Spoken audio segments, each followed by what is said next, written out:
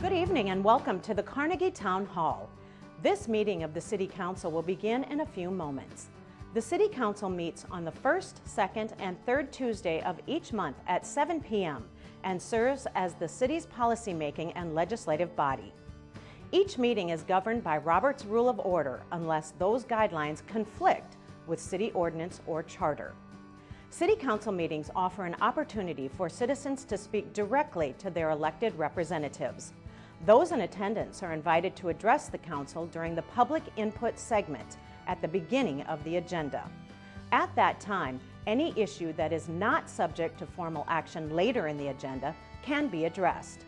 Testimony that concerns a resolution or an ordinance's second reading is only allowed when those specific agenda items are being addressed by the Council. When addressing the Council, citizens should speak directly into the microphones at the podium and state their names for the record after being recognized by the chair. To accommodate and respect all viewpoints, citizen comments are limited by ordinance to no more than 5 minutes each. Comments should be respectful and focused on providing new information that will benefit the Council's deliberative process. By city ordinance, all remarks must be addressed to the City Council as a body and not to any City Council member, including the mayor. The chair reserves the right to limit the number of speakers. City Council meetings are broadcast live on CityLink and online at siouxfalls.org. Information regarding the City Council, its committees, meetings, briefings, and members is available by visiting siouxfalls.org/council or by calling the Council office at 605-367-8085. Thank you for your interest in Sioux Falls City Government.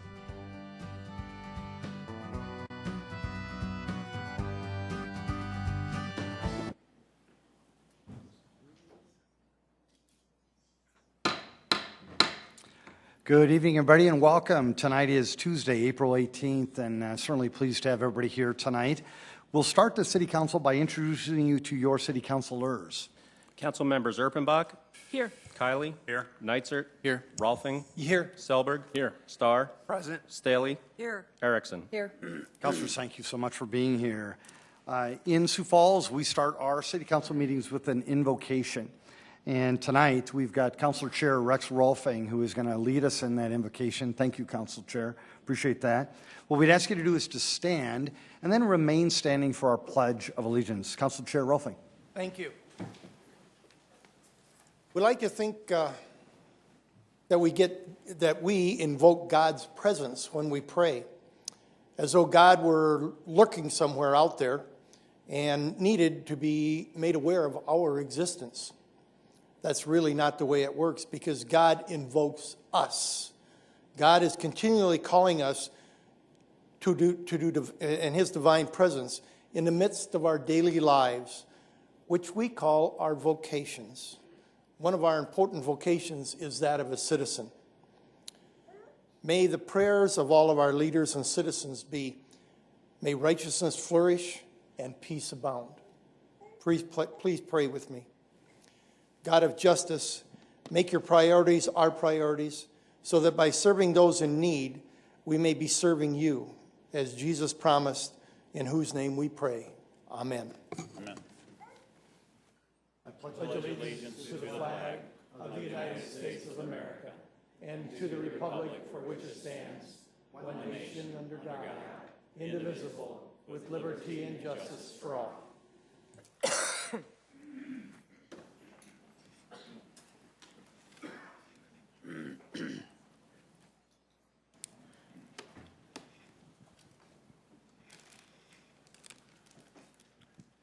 Well, good evening, everybody, and thanks so much for being here tonight. We certainly appreciate it. I do have 3 proclamations that I'd like to read on behalf of the good folks that live here in Sioux Falls. And I'm going to start off with, Jessica, would you mind coming forth? And Kylie. Jessica, would you please introduce yourself? And then Kylie, would you do the same, please? My name is Jessica Lanchin. I'm the Sustainability Coordinator for the City of Sioux Falls.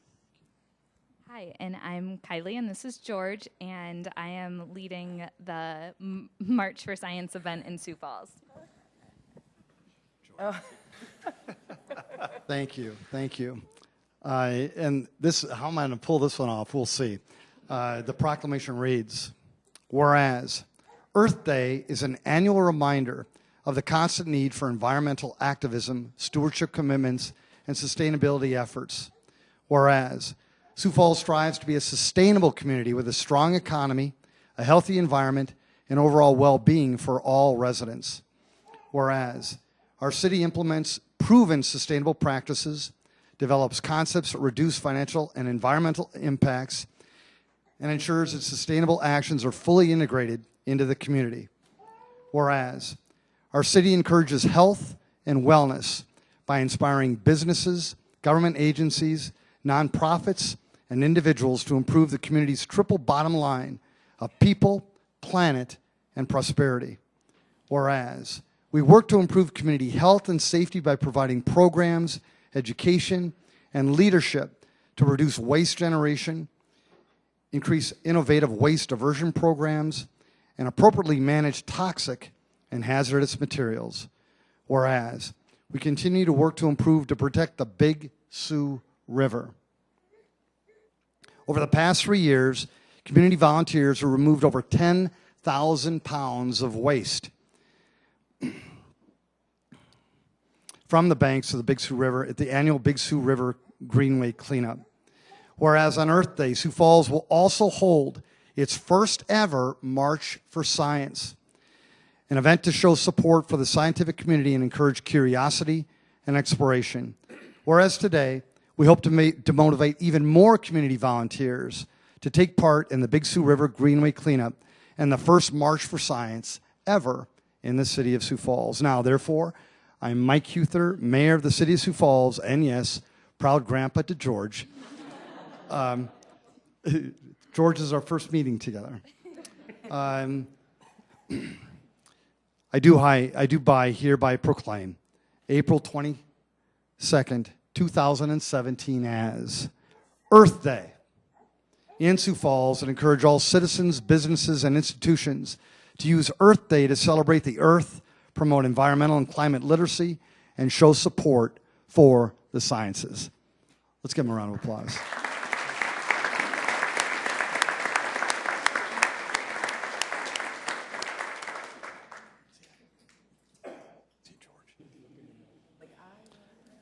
The next one is National Volunteer Week. Is there anybody here? Well, oh, yes, welcome. Well, I should have, very good, thank you. Come on up, thank you. Thank you. Very good. I go from baby George to now puppies. This is perfect. Perfect. Well, would you mind introducing, you don't have to introduce them, just who are these folks and what are you doing here? So I am Susie Reeks, and I am the Volunteer Services Director for the Helpline Center, and we are the volunteer center for the community and help people find volunteer opportunities through our website and calling 211, and a lot of those agencies that we help connect and promote volunteering through are up here with us today. So there's lots of different nonprofits here in the community, and this is just a handful of those that came today to talk to you about our proclamation. Thank you. In volunteer, there's another word for it. It's called steward. They share their time. They're sharing their talent. And in many cases, they're sharing their treasure as well. So thank you all for being God's stewards. Truly appreciate it. The proclamation reads, whereas every community member can affect positive change with any volunteer action, no matter how big or small. And in South Dakota, 240,933 people volunteer annually, whereas volunteers can connect with local community service opportunities through hundreds of community service organizations like volunteer centers, whereas millions of volunteers working in their communities utilize their time and their talent daily to make a real difference in the lives of children, adults, and the elderly. Whereas during this week, all over this great nation, service projects will be performed and volunteers recognized for their commitment to service. Whereas the giving of oneself in service to another empowers the giver and the recipient. Whereas experience teaches us that government alone, by itself, cannot solve all of our nation's social problems.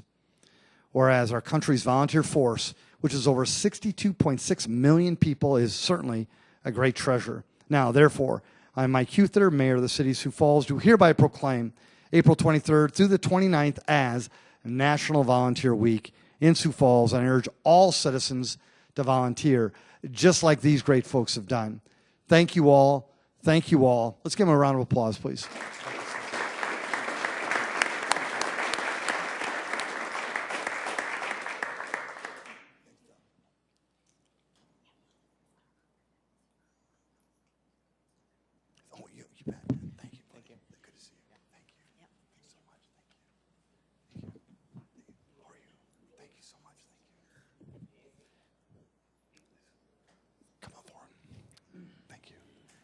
One more to go, just as important.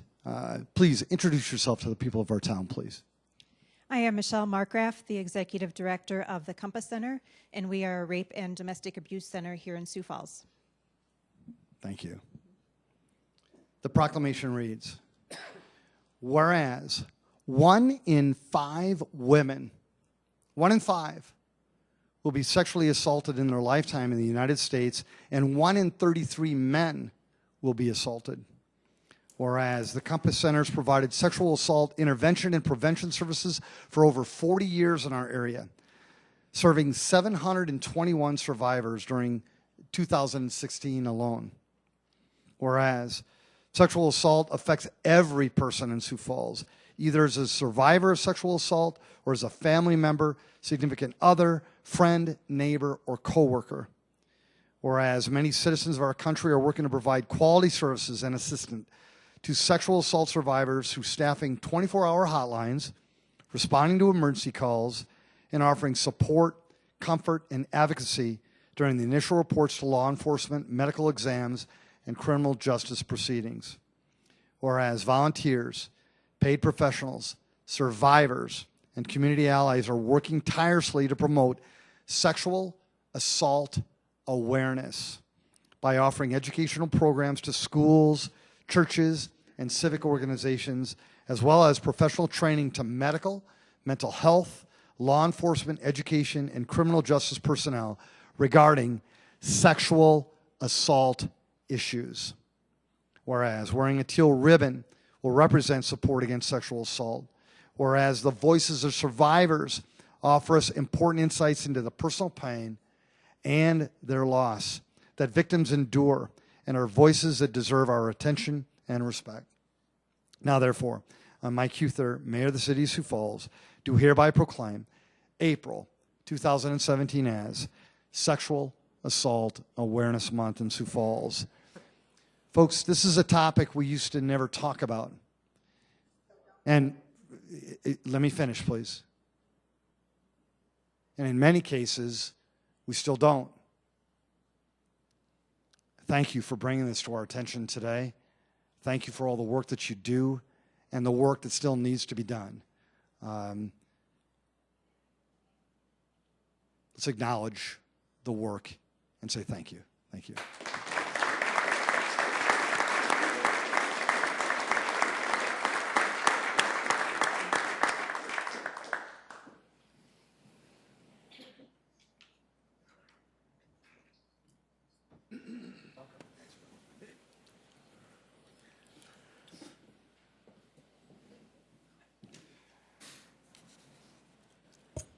Well, Council, before we go on, I just wanted to recognize we had some special visitors here tonight.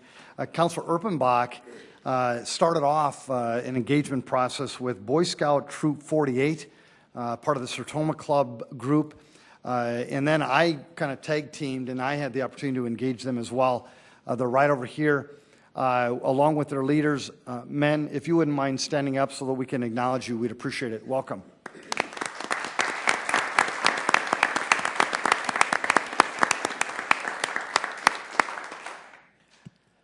We'll now move on to our consent agenda. Council, any motions or changes to this? Move approval, Rolfing. Second, Erpenbach. Council Chair Rolfing's made a motion to approve our consent agenda, seconded by Councilor Erpenbach. Mr. Mayor. Yes, Councilor Erson. I'll make a motion to withdraw item 11. I don't know if I need to read the item. Furnished rental of motor graders to extend term to 4/15/18 for North Central Rental and Leasing from agenda item number 1. Is there a second on that? I'll second that. Nitzert. Thank you, Councilor. Councilor Erickson's made a motion to withdraw item number 11, and it has been seconded by Councilor Nitzert. Thank you. We'll now vote on the motion to withdraw. A roll call vote, please. Council members Erpenbach, Yes. Kiley, Yes. Nitzert, Yes. Rolfing, Yes. Selberg, Yes. Starr, Yes. Staley, Yes. Erickson. Yes. That is passed 8-0. We now have a main, or can I get a motion to approve as amended, please? So moved. I don't think you Vote on- voted on it. okay, Yeah. we'll just vote on the main motion as amended. Roll call vote, please. Council members Erpenbach, Yes. Kiley, Yes. Nitzert, Yes. Rolfing, Yes. Selberg, Yes. Starr, Yes. Staley, Yes. Erickson. Yes. Councilors, thank you. That is passed 8-0. Now our agenda for tonight, any changes to that? Move to approve. Second, Selberg. Council Vice Chair Kiley has made a motion to approve our agenda tonight, seconded by Councilor Selberg. Thank you. If there's no discussion, a roll call vote, please. Council members Erpenbach, Yes. Kiley, Yes. Nitzert, Yes. Rolfing, Yes. Selberg, Yes. Starr, Yes. Staley, Yes. Erickson. Yes. That is passed 8-0. Thank you. Folks, welcome. Thanks for being here tonight. We appreciate it. I do know that there's some items that are coming up later on that you'll want to engage the council on. But this is another opportunity. It's called our public input portion of the meeting, where you can engage the council on really anything you want to talk about. Just a couple things. Please keep your comments to 5 minutes or less. Introduce yourself to the people of our town. And then we'd ask you to engage the body or address the body as a whole versus one specific individual. Is anybody interested? Welcome.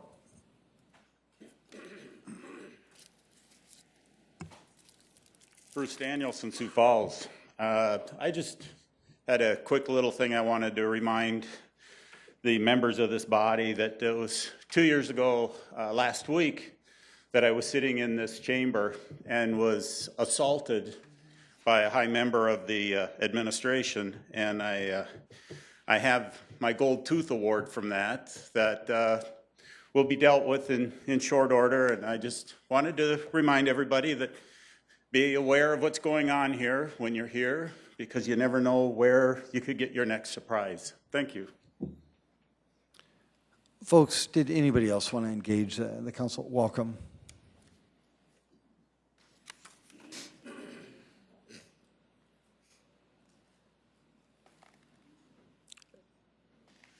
Did anybody, David, did you want to? Okay.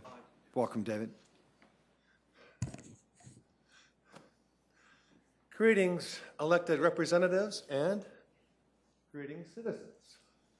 I am David Zokaitis, and Earth Day is coming up, and spring is here, so I happened to pick a nice, bright, spring green shirt. Earth Day, planting trees. It seems like a marvelous thing to do. And when you're mayor, like I'm hoping to be in maybe a year, you've got a huge budget and 1,200 people working for the city, and you can come up with new ideas, and as long as they're mostly reasonable, you can try them out, and hopefully they'll work. There's a certain dilemma with trying out new ideas, and that is not everything works. But if you're afraid of all the small failures in life, then you will also be afraid to succeed. So when I'm mayor, we'll try some new things and hope they work. Here's something that I don't think has been tried before on a city-wide scale. Trees. I'd like to get everybody out there planting a couple of trees. It's not really all that hard. I figure we've got 1,200 people, and they could take a morning off and grab a couple of trees and a shovel and go in there and plant some trees. Now, another advantage of this is that it would help to build a sense of community. You'd be having city employees actually talking to citizens here and there, and hey, community connection seems like a great idea. And this project, this scheme of mine, would happen to not even cost very much money. I'll get to that in a little bit. And trees, oh my gosh, they're just wonderful. They're beautiful. They make the city more attractive. There's more enjoyable. There's beauty in nature. And you can get something like that for a couple of dollars. A bare root tree, and they're about this tall, and just a tree and a couple of roots, and small and easy to plant, and inexpensive. All good qualities. And then, when you have a tree in the ground, it doesn't take much care, water it maybe every couple of weeks. And I never rake leaves because it's better for the earth to just let them biodegrade and disappear over the winter. And it's easy enough to figure out where to put 5,000 trees. You got 200,000 people in the city. I'm sure you could get a few volunteers here and there. And of course, I like to close my little presentations with a beautiful picture from Sioux Falls somewhere, and with a reminder to enjoy beauty and to keep dreaming about what you could possibly do with all these resources that we have available to us. And with that, hey, good evening. Good evening, David. Folks, anybody else want to engage the council? Welcome. Tim Stanger. I was glad to hear on the news today that we're going to start having some more blinking stoplights, because I'll tell you, you can sit at some stoplights for 5 minutes and that thing will still be red. And I wish I would have took a side street, because you just sit there. I just wish that maybe we'd drive around town a little bit and find out. You start at one stoplight, you go to the next one, it's red. Then you go to the next one, it's red. I wish we could get them so they're organized so that when you get up there, they turn green. Another question, and I've been thinking about this, about potholes. I was wondering if we could take some recorders and give them to some of the city employees, that either the street sweepers or I was driving in back of one today that swerved around a pothole, and I'm just wondering if it's going to be fixed tomorrow.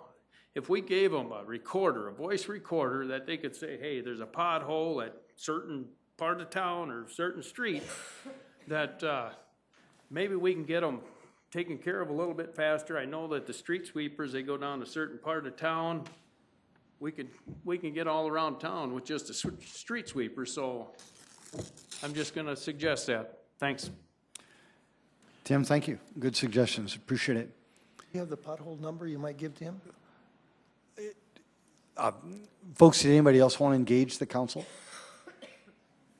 Thank you. Thank you. We'll now move on to item number 13. Item number 13, protest petition filed.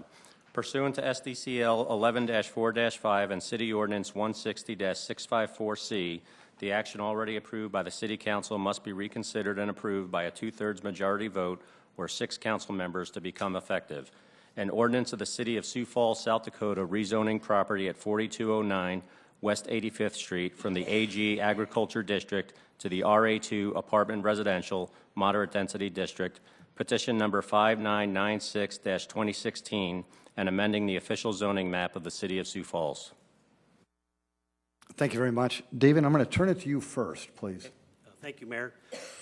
For the benefit of the public, the two laws that were read essentially provide that this is a zoning protest where at least 40% of the owners in equity of lots within 250 feet of the boundaries of the subject property can petition to have the item reconsidered. So tonight, the City Council will be reconsidering the ordinance that was recently passed, and this would require a 2/3 vote or a supermajority of 6 affirmative votes to become effective.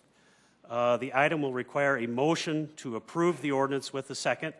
A yes vote will mean that the councilor is voting to approve the rezone ordinance that was already approved but not yet effective due to the zoning petition, and a no vote would mean they do not approve the rezoning ordinance. By law, this is an up or down vote. There are not amendments added at this juncture. It is more like an appeal, and there won't be a remand either to the Planning Commission. It is a up or down vote, and I believe the mayor will now open it up for public input. I will. Folks, this is a great opportunity to engage the council on this topic. If there's anybody who would like to do that, we just ask you to come forward, introduce yourself to the people of the council as well as the people of our city. This is a topic, of course, that we've covered a bit. I don't want to minimize the dialogue now, so please just come forward and just begin. Welcome. Folks, welcome. Okay. What do you pick? Good to have you. There you go. Thank you. Thank you, Mayor Huther, members of the council. My name is Damian Grebel. I'm with Earhart Griffin and Associates, the civil engineer for the project. I do have a PowerPoint presentation. It is the same presentation that I presented last time. So what I'm here to do is just let you ask me any questions that you may have on this project. And otherwise, I would just respectfully ask for a vote to approve this petition, this rezoning. Thank you very much. Yep. Thank you. When the public is done, then we'll go to the council, and if there are any questions of you or the council will ask. So don't leave us. Okay. Thank you. Right. Folks, anybody else want to engage the council? Welcome. Good evening, Mayor, Council members. Trent Swanson here, 100 North Phillips Avenue. I'm an attorney here in Sioux Falls. The petitioners are coming before you tonight asking for a reconsideration of your prior vote to rezone this property at 85th and Brett Avenue. They're hoping to find common ground that can be good for everyone here. They recognize the need for affordable housing is great in our community and that the city's under a lot of pressure to try to identify ways to address those needs. At the same time, they are striving to invest the existing investments that they already have in their single-family homes. For many of them, this will probably be the greatest investment they make in their lives. There has been, as the mayor noted, several public meetings on this proposed rezoning in the past, and we're not going to rehash everything here tonight. You've already heard testimony about the lack of transitions and the concerns of the neighbors with the lack of transitions. Based on the comments that have been had both by Planning Commission members and by some of this council as well, we recognize that you as well understand there is a potential incompatibility when it comes to putting large-scale apartment projects next to single-family homes. So as you're aware, the property at 85th and Brett was originally designed for single-family developments. So back in the 2015 plan, that was what it was called for, single-family developments, single-family homes. The houses that these neighbors own were built in accordance with the plans that the city had. And they're asking that you take that into consideration tonight as you make your decision. If you believe RA2 zoning is appropriate for the location, then what they're asking is, are there ways to mitigate the impact to their homes, their investments? I believe the Lacey Estates project that's currently going through the planning process, again, is an example of how that could be done. It is my understanding that the developer in that case, or at least the property owner, has been working with planning staff in an effort to identify conditions and limitations that could be placed on that property that would be a win for both the property itself, the development itself, and also the neighboring properties. Neighbors are requesting the council vote to reject the prior rezoning decision, as Attorney Fifley noted. And if that happens, they would expect this would go back, and after 6 months, then the process would come back. In the meantime, then the neighbors could work with the planning department and the developer alike in an effort to try to identify those elements that could be incorporated into the project that would lessen the impact to their homes. If the council votes to reject the zoning tonight, and then the Planning Commission will have the opportunity to consider those elements, and the Planning Commission can place conditions on the property when it recommends either to rezone the property or not to rezone the property in the future. At the last Planning Commission meeting, there was discussion about certain conditions to be placed on the project, but never got to that point because in the end it never passed the Planning Commission. So it came to this body with a vote of, it wasn't denied, but it didn't get the garnish the required number of votes to pass with a recommended approval. So the Planning Commission is the body that's tasked with considering the facts, considering the circumstances, and try to identify conditions that could be placed on the property. We would ask that the council give the Planning Commission that opportunity, give them the ability to deliberate and figure out what conditions could be placed on this property. By allowing the developer, planning staff, and the neighbors to work together collaboratively on this project, we believe we can get a win-win for everyone involved and set an example for our city of how development can work by incorporating the input of all. Thank you for your consideration tonight. Trent, thank you as well. Appreciate it. Folks, did anybody else want to engage the council on this topic? Sierra Broussard, Sioux Falls. When this all started, I had got calls to my phone and one of the council members' districts. So I went to the neighborhood. And it wasn't about the buffering situation here, okay? It was about, and we're not talking about Jim Smith said this either. They didn't want those people in their neighborhood. Costello's is supposed to be having a multi-crime-free housing apartment complex put there. Crime-free multi-housing, there is rules and regulations with the city. I think that the neighbors into that district that wants to stereotype needs to get involved with Costello's and find out what a multi-crime-free housing is in a tax credit property. The screening process is very thorough. You have to abide by rules and regulations because they get federal funding. We're not talking about the low-income properties where we had the homicides at. Okay, those are totally different than what I'm talking about here. I try not to stand here tonight and get in the middle of this.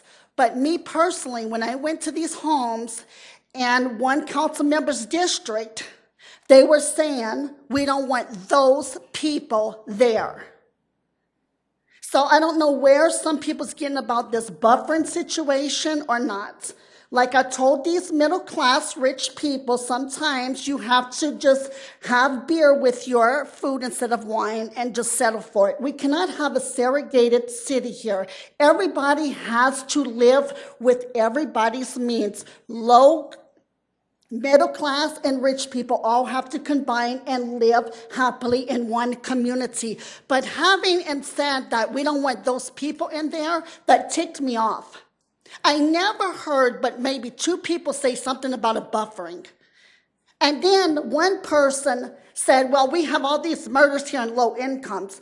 But yet, I'm not going to talk about these murders because it's still an investigation, but I will stand up for Costello's property because their property has a low crime rate, because I checked into it, and their police calls for service is very down. So having these apartments in this district will not cause crime to go up and will not cause murders and everything else that the community is worried about in the subdivision here. They need to understand what multi-housing, the program with multi-crime-free housing with the police department is all about before they judge. And that's all I'm going to say about this. Whatever y'all's vote is tonight, it is what it is. But please keep in mind that we cannot say we don't want those people in our neighborhood. We have to get along with everybody. You're rich, you're middle class, and you're poor people here. And we got to think about that. Thank you so much. Folks, anybody else want to engage the council on this topic? Welcome.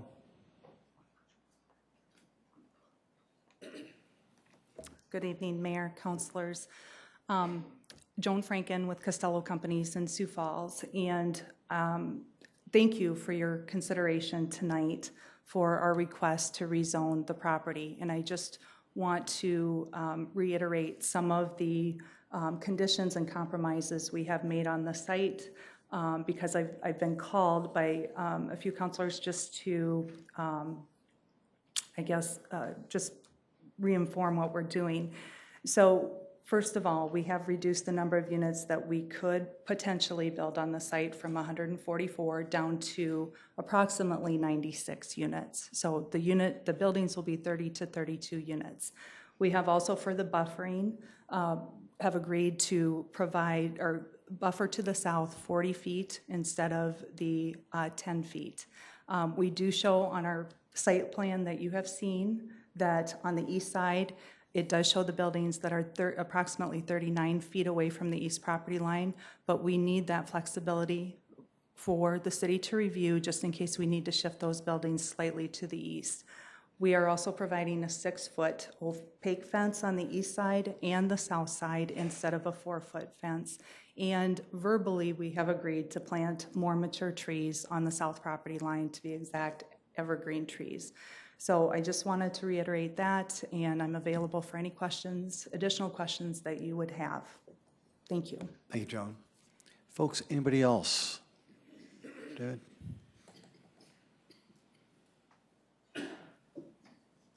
As you know, I'm David Zokaitis, but as you might not know, I've got a strong science and engineering background. And anytime there's a question, if there's data that can be gathered, I think we should gather data. So in this case, an important consideration is what happens to the property values of the adjacent houses. If you put in this giant apartment complex, what happens to the property values of the houses nearby? And we don't have any data for that question. I don't see how you could consider this rezoning without knowing what happens to those property values.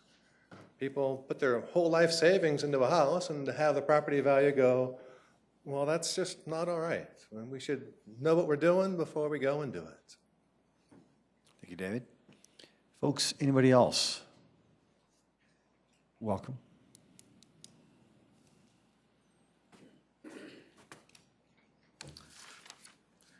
Good evening, council members. Troy Holkness, 7621 South Afton Avenue. Might remember me from last time. I live directly northeast of this on the other side, 85th. I built and moved into my house 12 years ago.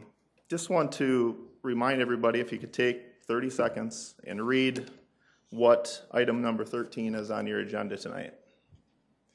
From my eyes, it looks like it says, an ordinance of the City of Sioux Falls, South Dakota, rezoning property at 4209 West 85th Street from the AG Agriculture District to the RA2 Apartment Residential Moderate Density District, petition number 5996-2016, and amending the official zoning map of the City of Sioux Falls. To me, what's that say? It means this is a zoning decision, not a affordable housing workforce development decision. So I think, as citizens of Sioux Falls, we look to you as a council, and I know you're looking out for the greater good of the city. I understand that. But when you look at the fact of what's in front of you tonight, it's a zoning decision, and exactly what it says in the agenda. I'm not going to go into detail about all the facts that we made in prior arguments. At the end of the day, if you feel that RA2 zoning is appropriate for this land or this parcel, we ask that before you make your decision tonight, that you understand from our point of view what this is going to impact, especially the people on the south and the east of this property. So I want to kind of illustrate to you, if I can, with a current tape, okay? So I need a couple volunteers, maybe Matt and Mark, would you mind? So I want to illustrate to you what 40 feet is. So,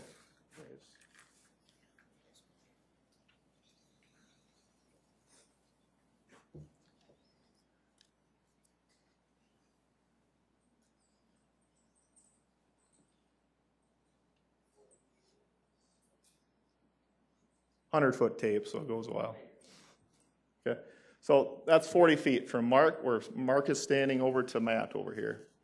So that is literally where the people on the south, the backyard of where their kids are going to be playing at, and over there is where the 3-story up to 48 units. Yes, their site plan says 32, but it could be up to 48 units under the RA2 zoning. So that is literally the space that we're talking about here, just to illustrate that to you guys tonight. And so take that into consideration. Thanks, guys. When you're making this decision, I guess, several communications back and forth. Sounds like the Costello Property Management has reached out to a couple of the council members too about compromising. And we are fully willing to compromise with Costello Property Management and, look at, from an aspect of what would be suitable in this location. RA2, we realize that's what they want to do. We're fine with that. But how can we mitigate, the privacy and look at how to maximize our optimal privacy for those people on the south and the east? So just a couple ideas to keep in mind. Can we send this back to the Planning Commission? I know we can't reprimand it back there, but if it's denied tonight, we can go back to the drawing board and talk about, instead of a level B buffer yard, can we go with a level D buffer yard? D as in David, which that would require 45 feet of a buffer, which we're only talking 5 feet more than what we illustrated here. But it also, instead of a 6-foot fence, we can put in a 6-foot berm with very nice spruce trees. So when you're, envision, if you were living in the back, in the south especially, if you were living in those houses, try to picture a 6-foot berm out there with spruce trees versus a 6-foot fence. So when you're out there, picture that if you ask yourself if you lived in one of those houses. So again, we're just here tonight to try to express our ask for your sympathy, so to speak. If you look at this as a willingness to compromise, we're asking you to send it back, deny this vote tonight, and send it back to the Planning Commission, and let us, continue our arguments and discussion. And I think at the end of the day, I realize many of you on the council have been proponents of a compromise between both parties on a matter. We've heard about this in the news over the last several weeks, and we feel that this is another example of how you can give us a chance to further that discussion with Costello. Thank you for listening, and appreciate your vote to send this back to the Planning Commission. Thank you. Troy, thank you. Council, I let Troy go a little bit long because it seemed like he was going to be representing the neighborhood kind of more as a whole, so I hope you understand. Folks, anybody else want to engage the council? Welcome.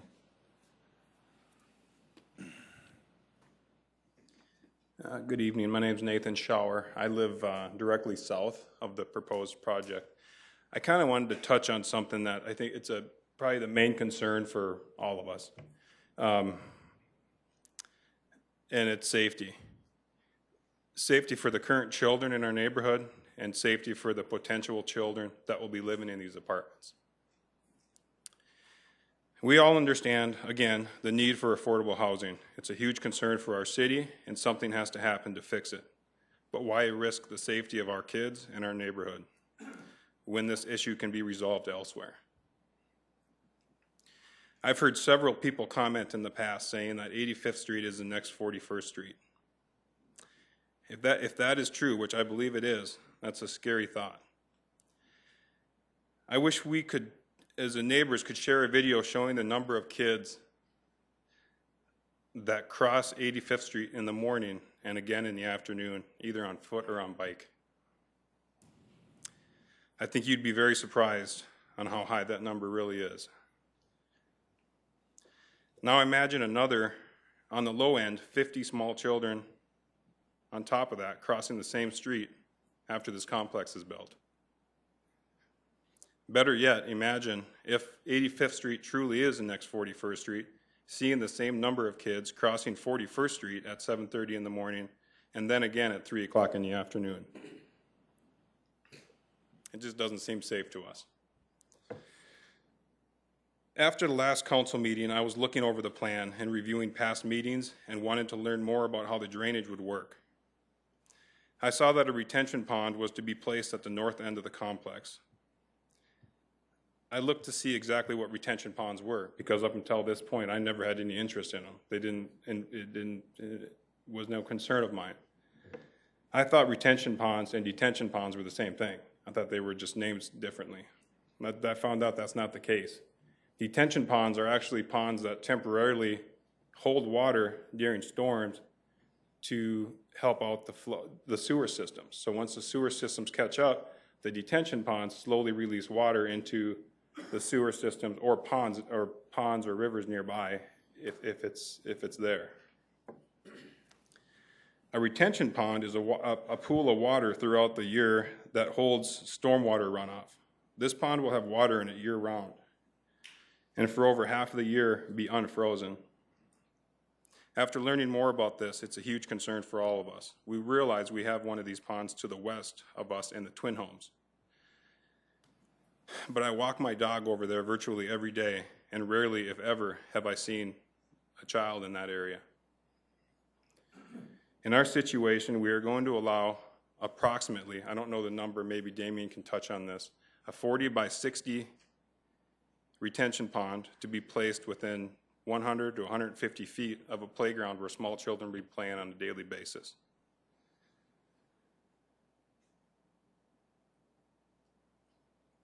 Just from a simple Google search about retention pond dangers, you will see hard evidence of just how common these accidents are. We feel this definitely is an issue that needs to be addressed. I think that's an issue that can be compromised on, both with traffic flow and crosswalks, also with maybe doing something else with that retention pond.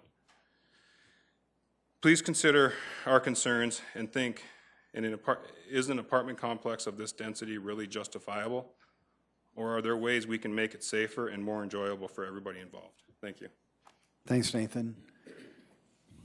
Welcome. Good evening. I'm Amy McEwen, 47157 85th Street. I'm on the east side of Mr. Costello's property. And right now, they do state that it's approximately 20 feet from my property line, but that they want to keep that open to where they could go down to 15 feet. And I don't know, my home is right in the middle of my lot, which is right in the middle of their lot. So you put 3 properties, buildings, the middle one is going to be right next to my home. So I don't know if anybody wants to get up and show them what 15 feet looks like. Amy, I think we point. can figure it out. We just saw Yeah. 40. We can figure out 15. Yeah, 15. Thank you. So, and that's just a big wall right there by my property. So we know, we just want to be able to work with Mr. Costello and figure this out. A good fit for the neighborhood. You know, make us be good neighbors to each other and work this out together. I think we have time. I don't think they're planning on building for a couple of years, so I think we can do this. Thank you for listening. Thank you, Amy. Council, now it's in your hands. Would anybody want to? Yes, Councilor Neisert.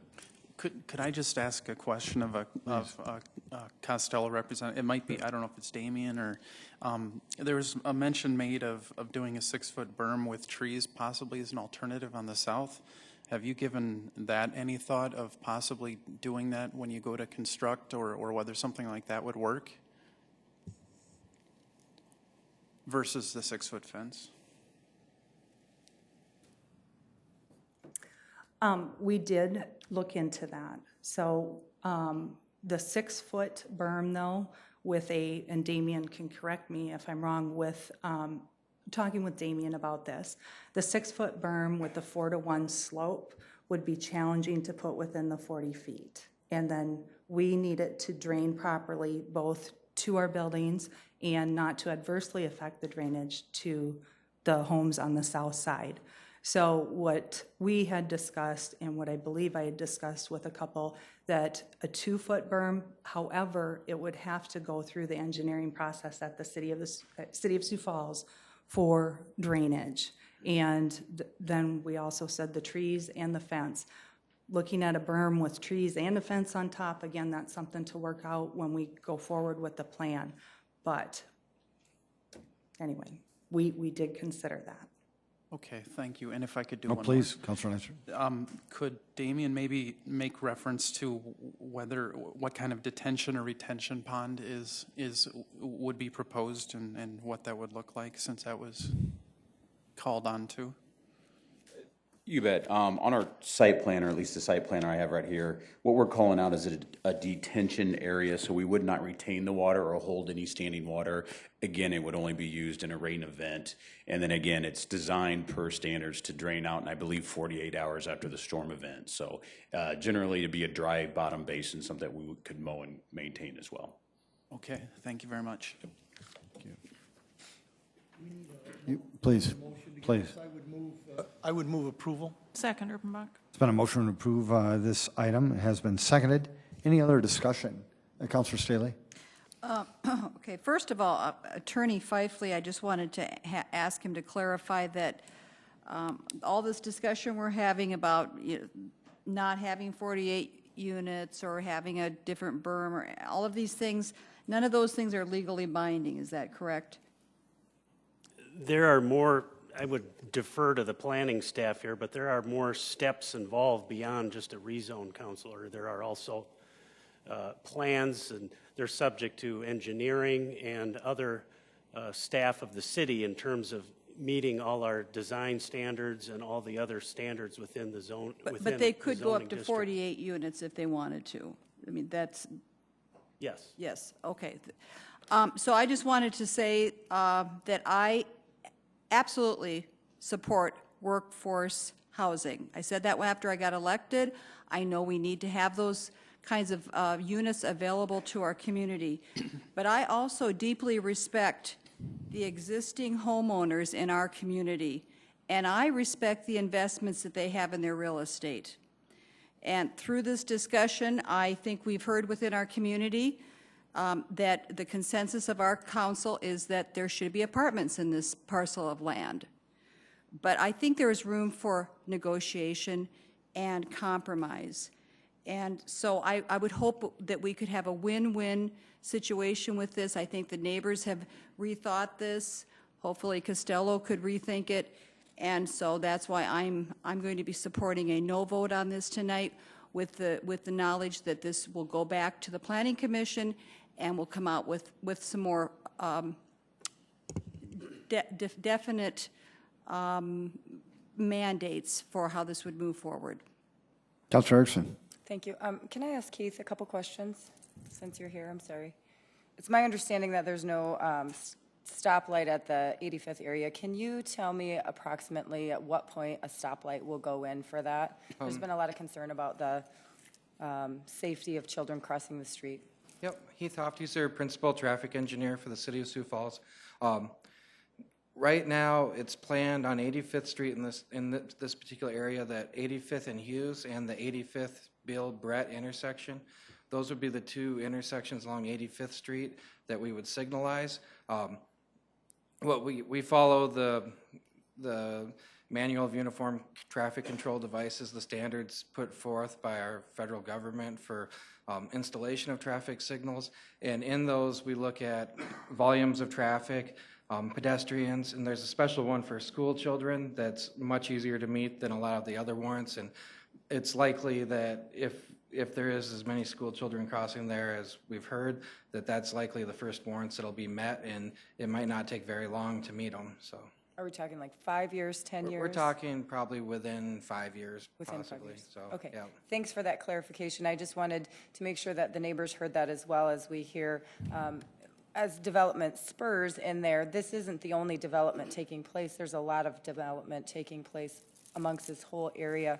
I was in a meeting not too long ago, and it was said that we do not put apartments in between amongst on a just regular road. It's always on a collector or an arterial, and this is where that is. This is where it's going to come out. It's where it's going to come out on the 85th. And so we're talking about two very busy streets, an arterial and a collector street. It will be signalized within the next 5 years. And as we talk about personal property rights, there's also rights for the people that own that potential lot as well. We know the Costellos have owned this particular lot for some time. They're not in the business of building big box stores. They're not in the business of building strip malls. Now, they may potentially sell it if they didn't see the need to have this particular development. But we know what kind of business that they're in, and so it wasn't a surprise who owned this particular lot. For me, this vote is not about affordable housing. This isn't a vote of if you support affordable housing or not. This vote is if you think that this rezone should be done. I understand that there is some frustration, and I did vote the opposite way last time. I didn't have all the information, and I voted no because I was concerned at that time, without having all the information of what it's going to look like, where it's going to go. There has been conversations. There's been some collaboration. There's been concessions made. I know it may not feel like it for the neighbors because they did not get maybe as far as they wanted it to go. But I just wanted to be clear on my vote from last time, be clear on why I support this, with it being on the collector and the arterial street, and that the Costellos have owned this for quite some time, and so it's not a surprise. You know, we did discuss some conditions last time, and we did the additional setback. As we talk about the 144 to 96 units, the other thing that you have to keep in mind is the amount of parking spaces and things of that nature. So there's a lot of standards that have to be met, that they can't just willy-nilly throw up 144 units for no reason. So I will be supporting this tonight. It's no surprise.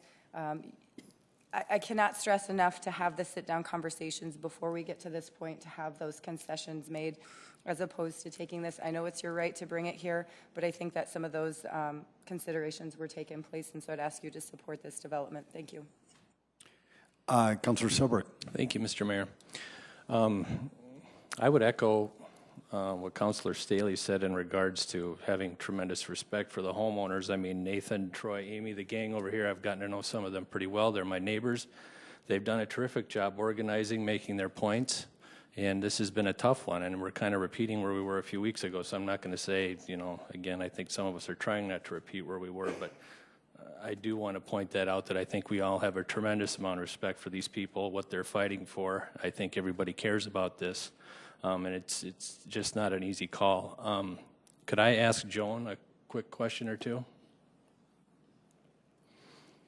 We've heard, you know, a couple of things. I've heard the statement, well, we're approving it for this many units, but they could do whatever here. They could add another 50 or, you know, whatever number it might be. Would you feel comfortable saying here for the archives that the structure as we're approving it is what you plan to do? Yes, okay. I do feel comfortable with that. And Councilor Erickson pointed out the parking requirements to go with more units in a building. Of course, we've got parking requirements not only for the City of Sioux Falls to follow, but our funding comes from South Dakota Housing, and they have a higher parking requirement. And so with that, this is what we intend to do. And I know you don't make decisions based on somebody's reputation, but we have brought forward and put more effort into this and more work into this to show you a plan, because that's what we were asked to do. And you've seen the pictures of the buildings. This is what we intend to develop. And so it's a couple years down the road to request for our financing, but the plan that you see right now is fully what we intend to do. And based on our reputation, I believe you all know we do what we say we're going to do. So. And this berm to the south side that there's been a lot of discussion with, because they're very concerned over here, you're going to give your utmost attention, do the best you can with the regulations and that you have to work with. We will. And at our neighborhood meeting, we also expressed on the south side those evergreen trees, something that could grow for the screening, and to plant a little bit more mature evergreen trees. So yes, we want to be good neighbors. We will be mindful of that when we go forward to develop that. Okay. All right. Thank you. Thank you. Councilor Bach. Thank you, Mr. Mayor. I just wanted to briefly kind of dovetail off of something that Councilor Erickson was talking about in terms of the compromises and the work that has gone into this project. As one of the neighbors reminded us, this is only a zoning vote. This is only the very beginning of this process, and we did already kill it one time. Councilor Erickson and I both voted against this previously because we felt like we didn't have enough information for that neighborhood. And the Costello Company came through with far more information than we ask for most other rezonings. We're going to do a boatload of rezonings in the next several months and probably in this meeting. We're not going to ask them for plans and how big are the trees going to be and how far is it going to be from this, that, and the other thing. You've done way more and come to way more compromises than you need to for a zoning change. And so I appreciate the work that you've done. And I too honor the neighborhood. I appreciate that this is something that's concerning to you, but this is one of those cases that this is the right fit for that area of that neighborhood, and I am voting in favor of this tonight. Councilor Neitzer. Thank you. I just want to say I was down for the count for the last few weeks, but so I wasn't able to meet with you, but I did read and consider what you had sent, and you made some good points. And you know, the thing with zoning is it's complex. Good people can disagree. There's the tension between property rights, the neighbors, and then the common good. And these are not black or white issues. These are they're very tough. There was the 2015 plan, but things do change. We adopted a new comprehensive plan. The big thing I think I wanted to say was there might be some who think that some of us, and I can't speak for others, I'll just speak for myself, that voted for this because, you know, the Thrive report, or there was some deep need for affordable housing.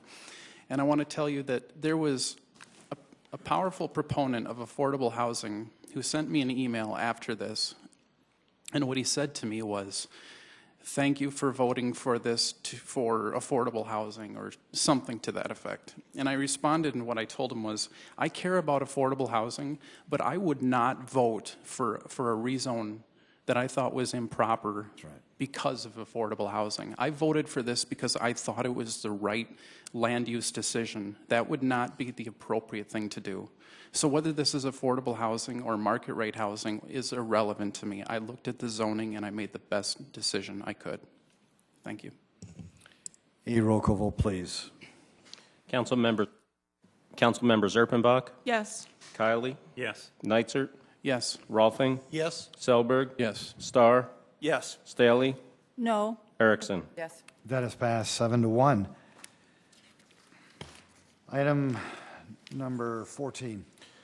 Item number 14, transfer of a 2017 retail liquor license from Pinnacle Hospitality Trade Lounge, 601 West 33rd Street to Elmwood Hospitality, LLC, Crooked Pine Ale House, 2020 West Russell Street, cup not required, pending final inspections per Fire, Health, and Building Services. Item 15, new 2017 retail wine license for Divine Nail Spa, LLC, Divine Nail Spa, 6807 South Louise Avenue with conditional use permit 6297-2017 being approved on March 1st, 2017. Item 16, new 2016-17 retail malt beverage license for Big Rig HD LLC, Big Rig Barbecue, 3219 South Minnesota Avenue, cup not required. Item 17, new 2017 retail wine license for Chef Jenny and Company Incorporated, Chef Jenny and Company, 3638 South Southeastern Avenue with the conditional use permit 2010-11-05 being approved on December 1st, 2010. Item 18, new 2017-18 retail malt beverage license for Chef Jenny and Company Incorporated, Chef Jenny and Company, 3638 South Southeastern Avenue with the conditional use permit 2010-11-05 being approved on December 1st, 2010. Item 19, special one-day malt beverage and special one-day wine licenses for Catering America, Chef Dominique's Catering, to be operated at Poet LLC, 4615 North Lewis Avenue for a social on May 4th, 2017. Item 20, special one-day liquor license for TNT Entertainment, Wiley's Tavern, to be operated at 337 North Phillips Avenue, Albert House parking lot for an outdoor concert on July 7th, 2017. Item 21, special one-day wine licenses for Downtown Sioux Falls Incorporated to be operated at the following locations: 8th and Railroad Center Lobby, 401 East 8th Street, number 200A, A League of Your Own, 229 South Phillips Avenue, American State Bank, 223 South Phillips Avenue, Atoli Salon, 317 South Phillips Avenue, Bead Company, Acorn, 319 South Phillips Avenue, CH Patisserie, 309 South Phillips Avenue, number 1, Chelsea's Boutique, 220 South Phillips Avenue, Great Outdoor Store, 201 East 10th Street, Home Porch Gifts, 217 South Phillips Avenue, J.H. & Sons, 216 South Phillips Avenue, Lillian's, 311 South Phillips Avenue, Lot 2029, 207 South Phillips Avenue, Luca's Boutique, 401 East 8th Street, number 122 NV Studio, 106 West 11th Street, Oh My Word Luxury Papery, 328 South Phillips Avenue, Ray Phillips Art and Framing, 210 South Phillips Avenue. Rug and Relic, 401 East 8th Street, number 114, Say Anything Jewelry, 225 South Phillips Avenue. Simply Perfect, 401 East 8th Street, number 108, Sticks and Steel, 401 East 8th Street, number 118, Unglued, 218 South Phillips Avenue. Young and Richards, 222 South Phillips Avenue, and Zanbras Variety, 209 South Phillips Avenue, for the First Friday Wine Walk on May 5th, 2017. Item 22, special one-day malt beverage and special one-day wine licenses for Downtown Sioux Falls Incorporated to be operated at 8th and Railroad Center parking lot, 401 East 8th Street, for East Bank Block parties on June 2nd, July 7th, August 4th, and September 1st, 2017.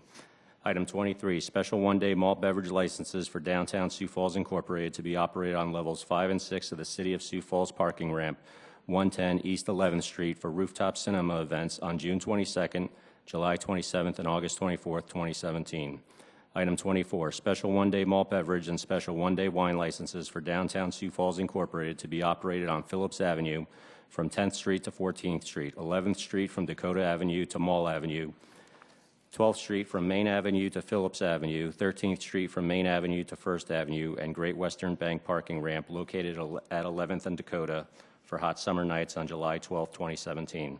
Item 25, special one-day malt beverage and special one-day wine licenses for Downtown Sioux Falls Incorporated to be operated on the River Greenway from 6th Street to south of 8th Street, including Raven Industries Riverfront, and parking lot located at 205 East 6th Street to include the prairie area between Phase 1 River Greenway and the Sharapa Place parking lot, north to 6th Street and south to Sharapa Place for Downtown Riverfest on August 19, 2017. Jamie, good evening. Good evening, Jamie Palmer with licensing. Item 14 is a transfer request due to a change of ownership and also a change of the licensed premise. I do need to request a amendment to this item so that it includes Sunday sales certificate. And items 15 is a new license request for a nail salon. Item 16 is a new license request for a restaurant. Items 17 and 18 are new license requests. However, this particular applicant was previously licensed with these same license types. Items 19 through 25 are all special one-day requests. I do want to point out that item 23, which is the Downtown Sioux Falls Rooftop Cinema events, they agreed to comply with the 3-foot barrier requirements as proposed by Parking Patrol and Risk Management. And I'd be happy to answer any questions. Jamie, do we need an amendment then on that one? Yes. Okay, thank you. Councilor Erickson? I'll make amendment to item number 14 to include Sunday sales certificate. Can we get a motion for, Councilor Erickson, would you make the motion first to approve these items? I will move to approve item number 14. Number 14? Second, Urban. There's a second, now the Now amendment. I'll make a motion to include Sunday sales certificate. Thank you. Is there a second on that? Okay. Thank you, Council Chair. A roll call vote on item 14 only with the amendment on item 14. Council members Erpenbach? Yes. Kiley? Yes. Nitzert? Yes. Rolfing? Yes. Selberg? Yes. Starr? Yes. Staley? Yes. Erickson? Yes. Councilors, thank you. That amendment's passed 8-0. Now let's vote on the amended motion on 14. Council members Erpenbach? Yes. Kiley? Yes. Nitzert? Yes. Rolfing? Yes. Selberg? Yes. Starr? Yes. Staley? Yes. Erickson? Yes. That is also passed. Mr. Mayor. Thank you. Councilor I'd move Erpenbach? to approve items 15 through 25. Second? It's been a motion to approve the remaining items that has been seconded. Any discussion? Yes. Councilor, yes. Councilor Rolfing? Councilor Chair Rolfing? Okay. Either or, I'll go.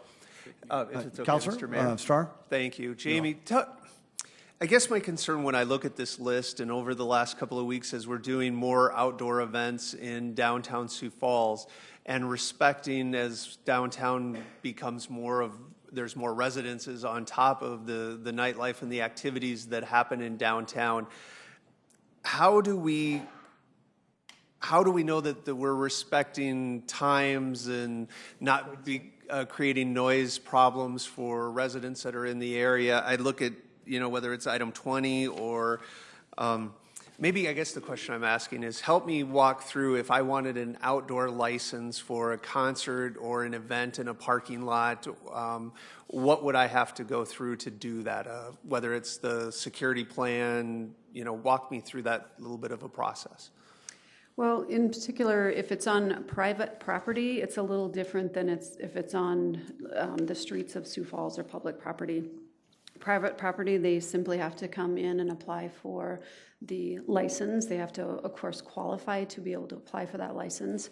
And if it's involves a concert, such as like item 20, then they're referred to the health department to obtain the necessary sound permits as well. Okay.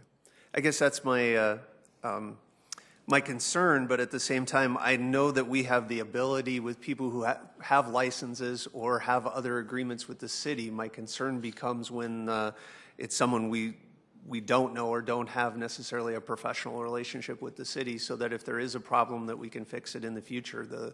The parking ramp movie theater is probably a good example of that, where there were a lot of concerns last year, and we added the 3-foot buffer from the ledge and made sure security things are there. So thank you for answering my questions.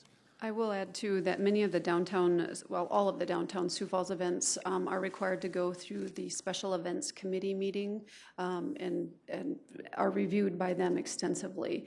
Now, these particular events haven't gone before that Special Events Committee yet, but I did reach out to Kathy Buheim with the Parks and Rec, and she said these events are reoccurring, and she has expressed no concerns on any of these, specifically the downtown Sioux Falls events. So, perfect, thank you. And the applicants are here if you have questions. Thank you, for them. Council Chair Rolfing. Yes, 2 comments, or a question. First of all, on number 20, the entertainment at Wiley's, using the Albert House, are they having the same restrictions that we put on last year? Had a time restriction, and we had a couple others that we were concerned with, and we wanted to make sure that, I just wanted to make sure that those are there, because as I remember, or lack of memory, that we did not have any complaints. Everybody knew what was going on, boom, boom, boom, everything was there, and therefore we didn't have any concerns or any complaints from the neighbors. I know the applicant is here, but I also know that with a sound permit with the health department, there's certain timelines that they have to follow, and I want to say that's 11 o'clock. I think, and they had to have it done off there by... Maybe the applicant remembers? You want to come forward? This is Todd. Hi. Thanks, Todd. Todd Van Zickler, 330 North Main. As far as the sound is concerned, it's legally permitted to 11:30 on a Friday or Saturday night. Last year, I agreed, just to be in that good neighbor, that we would have all amplified sound shut off by 10:30. And then that gives us an hour as far as tear down, but there's no decibels or anything that would be, affecting any of the residential down there. So. You're planning on doing it again? Yep. It's in the sound permit that I've already obtained. And so it's written in that I've agreed to that, and that's, so it'll be 10:30. So as far as complaints as last year, there was none. Nope. I had one couple that complained because it was too busy and they couldn't get a beer and they wanted their money back. so in that, I took the account of what we're going to sell down by 250 people, so it's more comfortable for everyone. And to say, John Party was our talent last year, and I was at the ACM Awards in Las Vegas, and he won, Best New Country Artist. So I wished he would have said that I was in a parking lot in downtown Sioux Falls, and now look at me,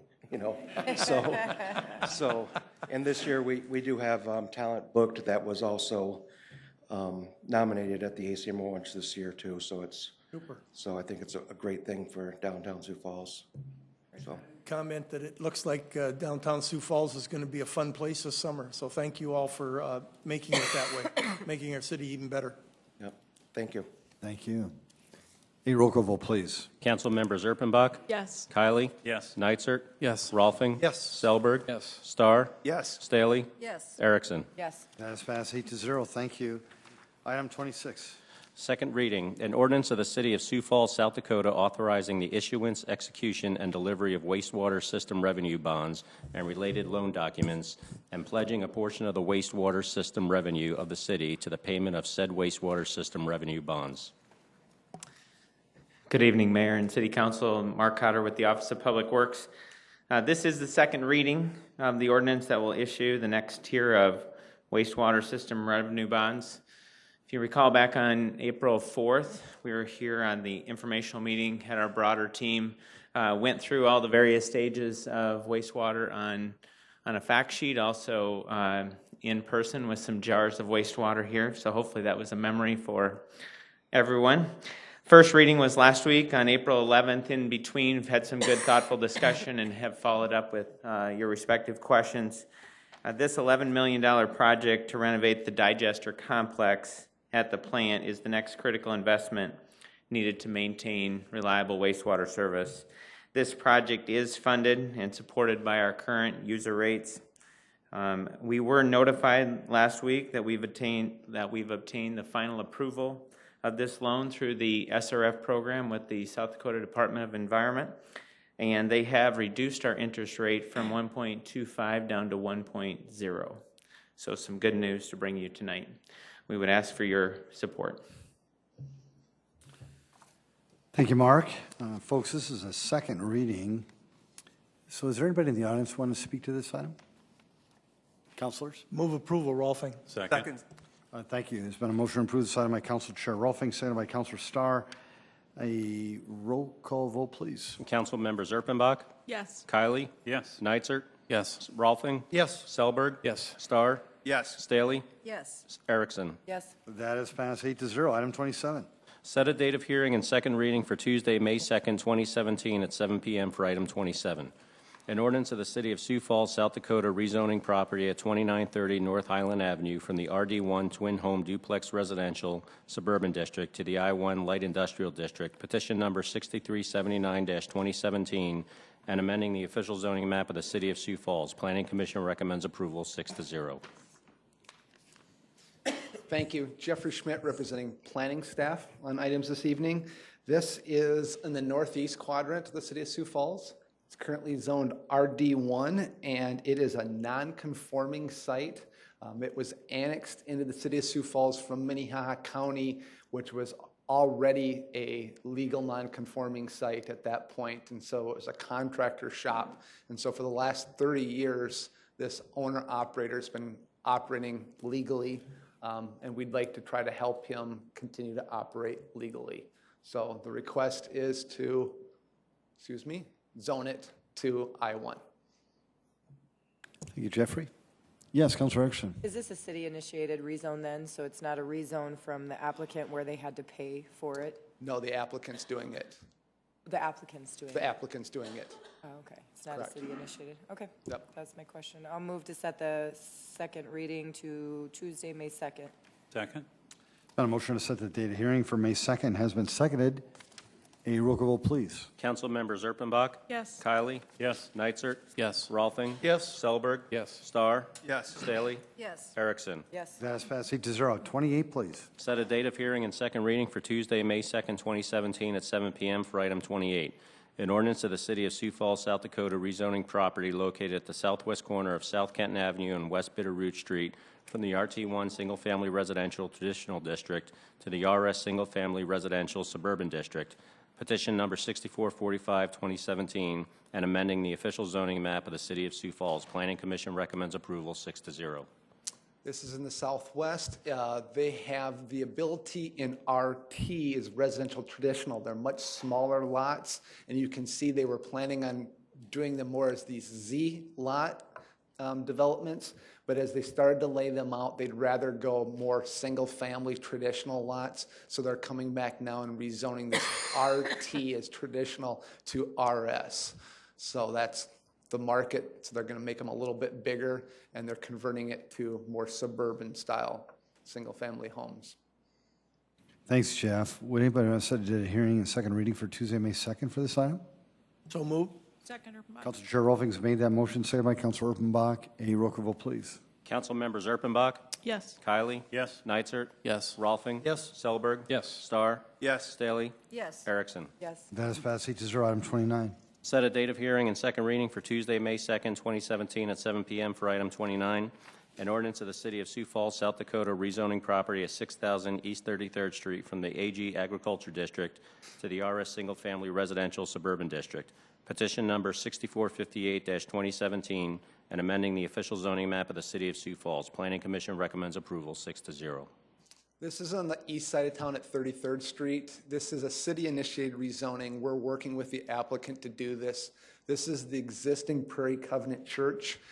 As part of the agreement that we have when they petitioned to come in and annex, we said that we would request with them to rezone their property. They annexed into the City of Sioux Falls as a church, but as ag, and they need to be rezoned to RS single family, which is the appropriate zoning classification at this point.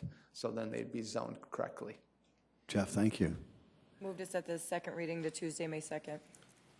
Second. Councilor Erickson's made a motion to set that date of hearing, seconded by Council Vice Chair Kylie. A roll call vote, please. Council members Erpenbach? Yes. Kylie? Yes. Nitzert? Yes. Rolfing? Yes. Selberg? Yes. Starr? Yes. Staley? Yes. Erickson? Yes. That is passed 8-0. Item 30. Set a date of hearing and second reading for Tuesday, May 2nd, 2017 at 7 p.m. for item 30. An ordinance of the City of Sioux Falls, South Dakota, rezoning property at 4101 South Klein Avenue from the AG Agriculture District to the RS Single Family Residential Suburban District. Petition number 6459-2017 and amending the official zoning map of the City of Sioux Falls. Planning Commission recommends approval 6-0. This is down in the southwest in the Prairie Meadows development at 48th and Klein. This applicant also requests a petition to annex in his existing single-family home. So then the city did a city-initiated rezoning to rezone his property from ag to single-family. So it's being converted to single-family like the remaining single-family homes in that area. Thanks, Jeff. Move to set the second reading for Tuesday, May 2nd. Second, Selberg. Councilor Nitzer's made that motion to set that second reading, and seconded by Councilor Selberg. Thank you. A roll call vote, please. Council members Erpenbach? Yes. Kylie? Yes. Nitzert? Yes. Rolfing? Yes. Selberg? Yes. Starr? Yes. Staley? Yes. Erickson? Yes. That is passed 8-0. Item 31. Set a date of hearing and second reading for Tuesday, May 2nd, 2017 at 7 p.m. for item 31. An ordinance of the City of Sioux Falls, South Dakota, rezoning property located south of East 85th Street and east of South Minnesota Avenue from the AG Agriculture District to the C4 Commercial Regional District. Petition number 6476-2017 and amending the official zoning map of the City of Sioux Falls. Planning Commission recommends approval 6-0. Just looking, this is a really interesting exhibit that Jason did for us. This is correct. This is Van Buskirk's development on the east side of Minnesota Avenue on 87th Street, I bet. And it's the last remaining piece of ag, but it's going to be developed as their road network to get into their site on that east side. So they need to rezone it so they can put a road on it to get into that development. That's why the angle's the way it is there. So they're rezoning it from ag to C4 so that they can put a road in. Thanks, Jeff.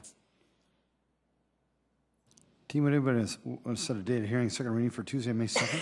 So moved. Second. Council Chair Rolfing's made that motion, seconded by Councilor Erpenbach. A roll call vote, please. Council members Erpenbach? Yes. Kylie? Yes. Nitzert? Yes. Rolfing? Yes. Selberg? Yes. Starr? Yes. Staley? Erickson? Yes. That is passed 7-0. Thank you. Item 32. Set a date of hearing and second reading for Tuesday, May 2nd, 2017 at 7 p.m. for item 32. An ordinance of the City of Sioux Falls, South Dakota, rezoning property located north of East 26th Street and west of South Cleveland Avenue from the LW Live Work and the RS Single Family Residential Suburban Districts to the RD2 Townhome Residential Suburban and CN Conservation Districts. Petition number 6357-2017 and amending the official zoning map of the City of Sioux Falls. Planning Commission recommends approval 6-0. This is a 3-acre site that some of the council members have seen recently because it was rezoned to live work recently. It's on the west side of Cleveland Avenue, and live work, as you can see there, is for office or apartments. They can do either or. It's a very wooded area with a drainage way going between there, and generally they were going to build apartments on this. The applicant now would rather not build so high density. He's coming in and wants to zone part of it for conservation, for the drainage way. And then closer to Cleveland, he's going to do in RD twin homes. And then on the back side to the west, he's going to put single family. I think he has like 6 single family lots and 6 twin home lots as he develops it. So he's rezoning it from live work to RD to put in more single family type homes. Thanks, Jeff. Anybody want to set a date of hearing second reading for Tuesday, May 2nd? So moved. Second. Council Vice Chair Kiley's made that motion, seconded by Council Chair Rolfing. A roll call vote, please. Council members Erpenbach? Yes. Kiley? Yes. Nitzert? Yes. Rolfing? Yes. Selberg? Yes. Starr? Yes. Staley? Yes. Erickson? Yes. That is passed 8-0, item 33. Set a date of hearing and second reading for Tuesday, May 2nd, 2017 at 7 p.m. for item 33. An ordinance of the City of Sioux Falls, South Dakota, amending the Code of Ordinances of the city by amending Chapter 92, Health and Sanitation, to restrict smoking on city property. Mr. Mayor. Yes, Councilor Erickson. Thank you. I just have a brief presentation. I just want to give a little bit of background and then go through the ordinance, since this is the first time that this has been really public. I know we've been talking about this for some time. As you all know, we've walked through this, the negotiation and talking in regards to what would it look like to have a smoke-free ordinance. A while back, there was an ordinance brought forth, and this council decided that we'd create the framework. And at that time, I know some questioned what our intent was, and that was really to create that framework. And so we've continued as a council that dialogue and conversation alongside with the administration, with Parks and Health, as well as others with an interest in this particular item. So I'm going to walk through it with you as we look at the changes of what the framework is that was there and what it will look like if this should pass. So we'll start with the first screen, and Jim David will kind of go through it as we go through it. So the first change that you will see is in regards to the definitions of city property. The city property is all property leased or operated by the city, included but not limited to all parks, city golf courses, city buildings, and any ticket, boarding, and waiting areas of any public transit depot. The definition of smoking is also listed, and it also includes the electronic smoking device, so vaping of anything along that matter. This would also include cigars as well as cigarettes. The framework that was created was originally just in the Parks Department, and we really, as we talked as a council and with the administration, we talked about what was our goal, what were we trying to accomplish as a council. And so we really tried to throw out ideas where we could go with that, what we could all agree on to have some change. And one of those major areas was protecting youth, as well as protecting congregating masses of people, if you will. So as we go through this, that's where you will see.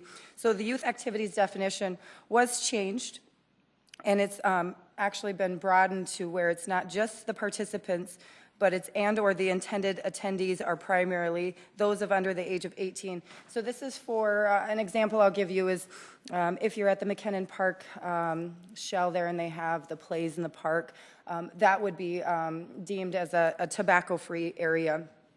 All youth activities where they're attendees or participants are completely tobacco-free. As we move through the ordinance, the next thing that we'll discuss here, the subsection C is smoking is hereby prohibited at permitted activities as referenced. This is all permitted activities with the Parks Department are deemed smoke-free. So anytime that anyone goes to the Parks Department and needs that permit, that would say it's smoke-free unless you provide a designated smoking area. That could be the parking lot. It could be a tent or an area away from the masses. So, for example, I know we've talked a lot about Jazz Fest, so I'll use them as the poster child, I guess. You have the big stage and tons of people sitting in their lawn chairs. You can't just smoke a cigarette amongst the masses of people. You would have to go to that designated area, and really the intent with that is you as a person, if you choose to smoke, you can do that, but don't infringe those that choose not to smoke is really the intent as we move through. The next one is smoking is hereby prohibited on city property that is leased or managed by a third party unless otherwise provided in this subsection. And so those areas that we will discuss, the bus depot, non-park managed facilities, as well as managed parks and city-owned facilities. The first one is the Denney Premier Center. I should have included a map with this, my apologies. But as you know, the campus, there's the ring road or how it arcs around the outside. Anything within the ring road would be deemed smoke-free. You can smoke in the parking lots, or there are designated smoking areas. For example, we talked about the hotels. The hotel, if they choose to have a designated smoking area out back or somewhere of that nature that minimizes the exposure to the public, is an area that they can deem necessary. The other area is the city golf courses. We each kind of talked about what this means. I'm not necessarily I like to golf, I'm just not good. So we talked to some of those that golf and what does this look like for them. And so people congregate around the clubhouses. So you cannot smoke until you get after the first hole, not around hole 9 because it zigzags back and forth. And then you have to be done before hole 18. Again, if you choose to smoke in the parking lot or in the course of play, you can do that as well, but it does protect the congregating areas around the clubhouse. The letter G is smoking is hereby prohibited at any ticket, boarding, or waiting areas of public transit depot. These are the two transit stations, the one downtown and then the one on South Louise. These two are areas, again, of congregating. This does not mean that you cannot smoke. You can smoke if you choose at the signed locations where you get off. Maybe you get off by the mall or you get off at another area. But you cannot smoke at the transfer stations downtown as well as the South Louise area. Those two are the ones that are off limits. The other one that we wanted to talk about is the entrances. Again, minimizing the exposure to those that choose to not smoke. I will say for me personally, this was kind of a sweet spot for me. It drives me nuts to have to walk into a building and walk through somebody's cigarette smoke. If you choose to smoke, just walk down the street a little bit, put it out before you get there. So this protects the entrances, a distance of 20 feet from any entrance, passageway, operable window, or ventilation of any city-owned building unless such person is immediately passing through such area without stopping or standing en route to another destination. So this simply means if you're walking downtown in front of say the Orpheum Theater, essentially your 20 feet would make that whole spot smoke-free. However, if you're walking through downtown and you're smoking, as long as you're passing through, you're not breaking any ordinance or violation because you are moving about. Letter I, any city policy regulating smoke or the use of tobacco products by the public on city property must be approved by the city council unless otherwise provided by law or by joint power agreement provided by the city council. So this does protect those that we have joint agreements with. So for example, the library is a joint powers. We would not trump their authority to regulate their own property since it is a joint building. I'm trying to think which other example we had of that. The museum, thank you very much. The museum was the other one that they can regulate themselves as well. Now, I will tell you that the library already has a smoke-free policy in place already, but we didn't want to, if they wanted to make it more strict, they could do that. And so that's where that falls in place. Letter E is any person in violation of this subchapter may be ejected from the city property on which the violation occurred. And really the intent of keeping this here is, we talked about having a fine. Should it have a fine? Should it not? And so this question got brought up is what teeth does this have? And this is if you are smoking out one of these areas and you're not allowed to, you would be asked to either put it out, and we'd like to think most people are going to comply with that. If they don't, they can be ejected or removed from whatever the event is or whatever the areas in which they are not abiding by that ordinance. This will come with great education. This will come with great collaboration within the city players, with the administration, as well as those in the community. It is a different change. It's a step forward. The other thing that I want to state is that this is going to be ever-changing, I'll say. We're going to need to continue to study this. What works? What doesn't work? Should this pass, this will go into place for summer, which is our outside time. And so we'll want to make sure, with the collaboration of the Health Department and Parks Department, what's working? Did this not work at special events? Did this work all right in regards to the 20 feet? How about the event center? Was it too strict? Was it not strict enough? What about the golf courses? And so all of this is up for continued conversation as we move forward, but this is the step that we as a council discussed. It has bits and pieces of every single councilor sitting up here, and I certainly want to thank each councilor member for their input into this, because it certainly was a team effort, with obviously great conversations with the Health Department as well as the Parks Department, as well as our city attorney and our staff. There was certainly a lot of players in this, so happy to answer any questions. I hope that you support this and move it to the next May 2nd meeting. There is a week in between. That was done by design, so we can have the additional time to have the conversations as we move forward. I know that was really windy, and I apologize. Councilor Erickson, great job. No, thank you. Thank you. Councilor Umbach. You know, thank you, Councilor Erickson, for the presentation. And as you and I had conversations about this particular process, I'm not a big fan of this new ordinance. I voted for the complete and total ban. Don't be smoking, don't be doing it. Nothing, absolutely not. But I think that the lesson here is that Councilor Erickson showed us again. We talked earlier in the committee meeting about what good government looks like. Councilor Erickson showed us how really great collaborative government works. She came out and met me at my office. I mean, I work 7 miles from here. She came out there and sat with me, and we walked through it, and I asked stupid questions, and she had good answers, and she did that with each one of us. And I think that's the key to this, is that she's not taking enough credit for it, but she also is giving everyone credit for it. And so I think that's important, an important lesson for all of us on this council, that this is how government works, that it is not just one person, and there are 8 people on this council. And I just appreciate your work on this, even though it's really not completely right yet. I am going to vote in favor of it. No, thank you for your work. Councilor Kiley. Well, I'd like to echo Councilor Erfenbach's statement there. Councilor Erickson does deserve a lot of credit for moving this forward.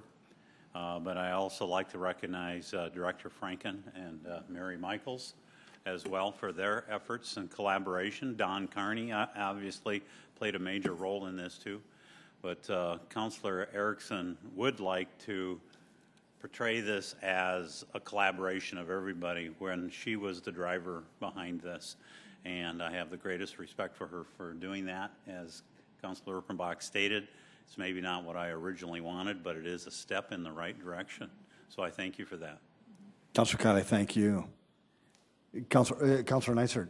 Yeah, I'd just like to echo that and say that, you know, I was kind of on the other side where I could have, you know, maybe not done anything either, but it was a great lesson in learning how to work together collaboratively and figure out how we could all squirm a little bit, how we could give and take some, and learning how to kind of make sausage. So I really appreciate I really appreciate the process and the fact that it was so constructive that we could disagree without being disagreeable.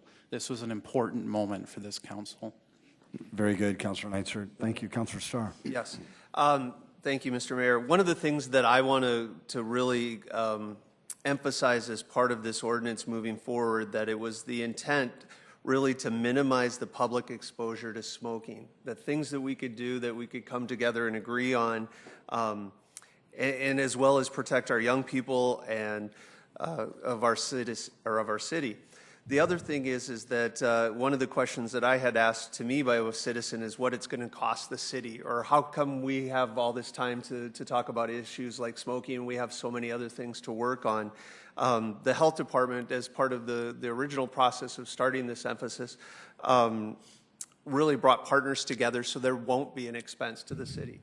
There are nonprofit groups that are going to step forward and take care of the signage. And for me, the most important thing we can do is make sure that it's understandable to our citizens and our visitors who come to our city, so they understand what our law is and our ordinance is to put this in place. So whether it's designated areas at different events, or whether it's the ring road or the distance from doors, that we want to keep it as simple as possible so that people aren't intentionally breaking the law, or not intentionally, but unintentionally breaking the law as they move forward. And by taking out the penalty makes me uncomfortable, but at the same time, I think 99.9% of our citizens and guests to our city will do the right thing.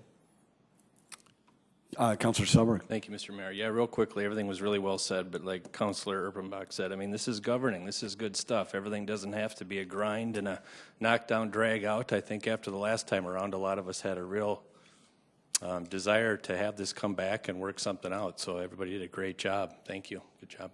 Appreciate it as well. Councilor Staley. Well, and let me also, I do appreciate what Councilor Erickson did, and I also appreciate what Councilor Starr did with the Glory House. I mean, this isn't the only time that we've had an issue that has resonated with us that we've come together on. I will say that I don't know that we were elected to always have consensus. I think people elected us as individuals to state how we feel about things, and so we will have disagreements as we move forward as well. But I was happy that this thing didn't come out with any kind of a fine on these people for smoking. And I'm committed to protecting the rights of individuals too. So I think this thing is setting up some nice boundaries for those who want to be protected from smoke, but it's also allowing people the rights to smoke because it is a legal activity. So thank you for that, Councilor Erickson. Councilor Erickson, would you set a date of hearing, second reading for Tuesday, May 2nd for this item you worked so hard on? So moved. Thank you. Second, Starr. Very good. Councilor Erickson, thank you for your work. Councilor Starr, thank you for the second. Roll call vote, please. Council members Erpenbach? Yes. Kylie? Yes. Neitzert? Yes. Rolfing? Yes. Selberg? Yes. Selberg? Yes. Sorry. Starr? Yes. Staley? Yes. Erickson? Yes. That has passed 8-0. Thank you, Council. I appreciate it. Item 34. A resolution of intent to enter into a lease of municipal real property. Good evening, Council. Mayor Darren Ketchum with Community Development. This is the next step in the process that allows us to negotiate a lease for city property in regards to the mixed-use parking project. This is not approving a lease. That process would come later through a first and second reading of an ordinance. Very similar, I think, if you think back and remember in December, there was probably about 20 or 30 of these different municipal leases you considered, so this is very procedural for us to get to that next step to bring you a lease in coming weeks.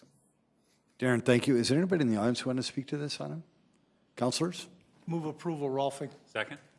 A motion to approve this resolution, seconded as well. A roll call vote, please. Council members Erpenbach? Yes. Kylie? Yes. Neitzert? Yes. Rolfing? Yes. Selberg? Yes. Starr? Yes. Staley? Yes. Erickson? Yes. That has passed 8-0. Item 35. A resolution of the City of Sioux Falls, South Dakota, correcting the legal description of Annexation Resolution Number 14-17, Annexation 5806-2016, Murphy Tracks, 48th Street and South Ellis Road. Jeffrey? Thank you. Back on March 7th, you passed a resolution to annex this property along Ellis Road. And as you can see, the legal description was correct. It said Minnehaha County, South Dakota, but in the resolution, we actually put Lincoln County. So this is a error that we had, so we'd like to correct it and actually have it in the correct county. Thank you. Thanks, Jeff. Did anybody want to speak to this item? Council? Move to approve, Erpenbach. Second, Neitzert. Councilor Erpenbach has been motion to approve this item, second by Councilor Neitzert. Councilor Staley? Jeff, just a clarification. I had someone who was watching our council meeting a few weeks ago, and we had an annexation where they had petitioned to come in, and that person didn't understand the difference. So this annexation that we're doing some housekeeping on, this was one that we didn't. This was not a city-initiated one, right? Correct. This was a petitioned annexation. Right. So that means that the owners wanted this to happen. That's correct. Okay. There's a single-family house there along Ellis Road, and that property owner requested it. Clarify that. Yep. That's correct. Thank you. Mr. Mayor? Yes, Councilor Chair. Jeff, did I hear you say moving from Lincoln County to Minnehaha? It was in Minnehaha County. We just had to misspeak on the resolution. We said it was in Lincoln Isn't County. 57th Street the dividing line? Correct. This is at, It is in Minnehaha County. yes, that's correct. So it was said to be in Lincoln, now we're moving it to Minnehaha where it should be. Correct. Got it, okay. A roll call vote, please. Yes. Council members Erpenbach? Yes. Kylie? Yes. Nitzert? Yes. Rolfing? Yes. Selberg? Yes. Starr? Yes. Staley? Yes. Erickson? Yes. That has passed 8-0. Item 36. Establishing subdivision authority boundary outside of municipal corporate limits between City of Sioux Falls and City of Crooks. Planning Commission recommends approval 6-0. Jeff? Thank you very much. City Clerk just read this one. He'll read 4 more into these. I'll give you the staff report and I'll show you the exhibits on each one so you can vote on them separately. But what we're doing is creating an agreement between 4 different municipalities so that we have a joint jurisdictional boundary, which is the black line. On here, it's between the City of Sioux Falls and Crooks. Crooks, as their city council has already voted and approved this. This is city council passing their resolution. You could have decided on the red line, that's equal distant, but it made much more sense to square off the property so we have actual property lines. So then on the north side of that, that's Crooks's boundary. On the south side, that's Sioux Falls. And then anything that's in those areas, Crooks handles their side, Sioux Falls handles our side. Thanks, Jeff. Is the Mayor Crooks here or anybody? No? Okay, very good. Councilor Nicer? Yes. Tobias. Hey, thank you for being here. Appreciate it, and thanks for the cooperation. Thank you. Any comments, sir? No, we, approved overwhelmingly when it was brought before the council. Thank you so much. Appreciate it, and thanks sincerely for being here tonight. Councilor Nicer? This is slightly off topic, but since I see the road here and I live near there, we're banging on the doorstep of a little town called Ellis. Mm-hmm. Would that dissolve and we'd swallow it up someday, or would we have a joint powers agreement between them and us? Or I mean, how would that work? Or do we know? Ellis is a community. I mean, there's Ellis Road and there's T Road. People always say TLS, but there's T Road and there's Ellis Road, and Ellis gets to exist as long as they want to, but we won't swallow them up or remove them. I mean, it's a tough decision because they exist. There's a community there. There's Schindler. So we could just be contiguous to them, just like we would Correct. be contiguous Yes. to any other town. Yep. Okay. I'm kind of looking at any, but yeah, yes. Yep. It's a good question. Okay. I'll move to approve, Nitzert. Yep. Thank you. Second. It's been a motion to approve this item by Councilor Nicer, second by Council Chair Rolfing. A roll call vote, please. Council members Erpenbach? Yes. Kylie? Yes. Nitzert? Yes. Rolfing? Yes. Selberg? Yes. Starr? Yes. Staley? Yes. Erickson? Yes. That has passed 8-0. Item 37. A resolution establishing subdivision authority boundary outside of municipal corporate limits between the City of Sioux Falls and the City of Harrisburg. Planning Commission recommends approval 6-0. Harrisburg approved theirs, the city council approved theirs back in December. You can see they could have taken a little bit of more land along Southeastern, but we would have taken more land to the south, so we just squared it up on 271st Street. It's a lot easier to decide who gets what. That's okay. Is there anybody who wanted to speak to this item? Council? Move approval, Erickson. Second, Selberg. Councilor Erickson's been a motion to approve this resolution, second by Councilor Selberg. A roll call vote, please. Council members Erpenbach? Yes. Kylie? Yes. Nitzert? Yes. Rolfing? Yes. Selberg? Yes. Starr? Yes. Staley? Yes. Erickson? Yes. That's passed 8-0. Item 38. A resolution establishing subdivision authority boundary outside of municipal corporate limits between the City of Sioux Falls and the City of T. Planning Commission recommends approval 6-0. With the city of T in the southwest, the boundary is very similar to what Harrisburg. They had a little bit more land with this equal distance, but they would have lost some land. So we cooperated with both of them. We drew the line at 85th Street and 270th Street. And so there's the joint cooperative agreement. They agreed on that back on December 19th. Jeff, thank you. Appreciate it. I'm just thinking about how they used to do this in the olden days. Uh-huh. A little different now. Yeah. Did anybody want to speak to this item? Councilors? Move to approve. Second, Erpenbach. Thank you, Councilor Vice Chair. Kylie's made a motion to approve this item, seconded by Councilor Starr. A roll call vote, please. Council members Erpenbach? Yes. Kylie? Yes. Neitzer? Yes. Rolfing? Yes. Selberg? Yes. Starr? Yes. Staley? Yes. Erickson? Yes. That is passed 8-0. Item 39. A resolution establishing subdivision authority boundary outside of municipal corporate limits between the City of Sioux Falls and the City of Hartford. Planning Commission recommends approval 6-0. You can see in this exhibit, very similar to the other ones, you can also see the boundary line with Crooks and with Hartford, how we squared it up there in the half section between 467th and 468th Street. And there's the joint jurisdiction with Hartford. They approved theirs on December 6th. Thanks, Jeff. Did anybody want to speak to this item? Councilors? Move to approve. Second Erickson. Councilor Vice Chair Kylie made that motion, second by Councilor Erickson. Yes, Councilor? Jeff, does this take our sanitary landfill in to the city at that point, or is that still outside the city? Still outside the city. Okay, just Thank you. an idea. A roll call vote, please. Council members Erpenbach? Yes. Kylie? Yes. Neitzer? Yes. Rolfing? Yes. Selberg? Yes. Starr? Yes. Staley? Yes. Erickson? Yes. That's passed 8-0. Thank you. Item 40. A resolution amending the Shape Sioux Falls 2040 Comprehensive Plan. Planning Commission recommends approval 6-0. Council, you've heard about the comprehensive plan for a long time. You've already approved the comprehensive plan. We are now amending this map in front of you because now, as of the last 6 items, you have now adopted the black line on this map. And so we had to get all the boundaries approved, and now we can approve this actual map and amend it into the comprehensive plan. You can see on this map, it has the black line around it with all of these jurisdictional boundaries between Brandon, Hartford, T, and Harrisburg, and Crooks. So then that's what you just adopted, is now we have a map that has all the boundaries on it. Jeff, do you have any, how many square miles is that? Do you know? The city of Sioux Falls itself is 76, and so I think that, if I remember right, it's approximately 150 square miles boundary. Okay. Our growth area, we need about, the colored area, we need approximately 50 more square miles to get us out to 2040. And we've talked about this a little bit when we did the informational.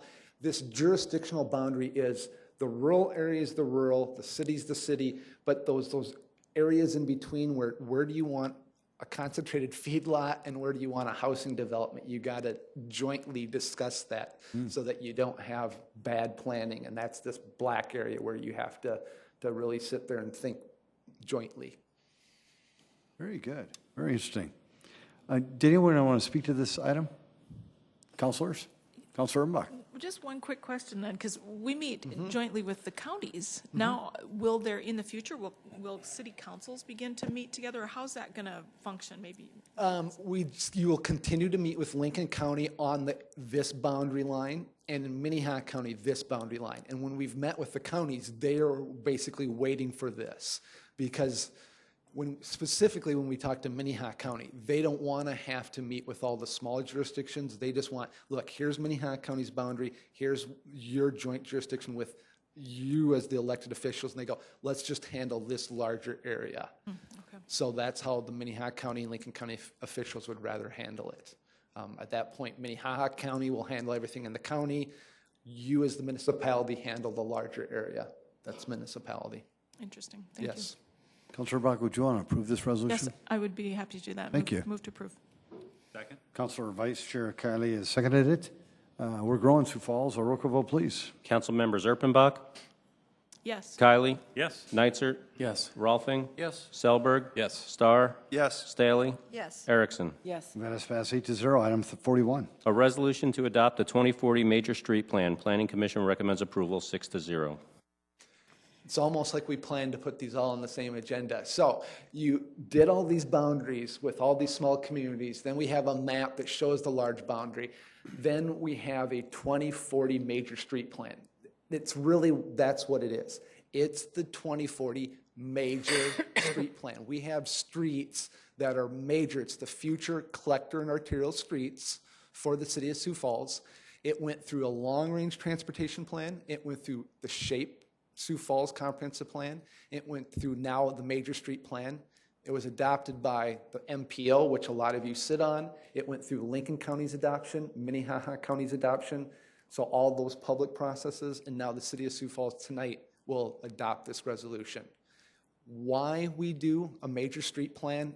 A lot of the things that we've talked about tonight all had to do with when you called Heath up here. What about these roads? What about these major roads? It shows not only in the joint jurisdiction, which you just saw, and the mayor pointed out how big it is, major streets out to that boundary. What about street expansion to that? How are you going to fund things to that? And then again, major streets are used to detail where high-density development is going to be developed in a comprehensive plan. Showing them side by side, we use the 2040 conference or the long-range transportation plan on the right to use on the left. That's our future land use plan.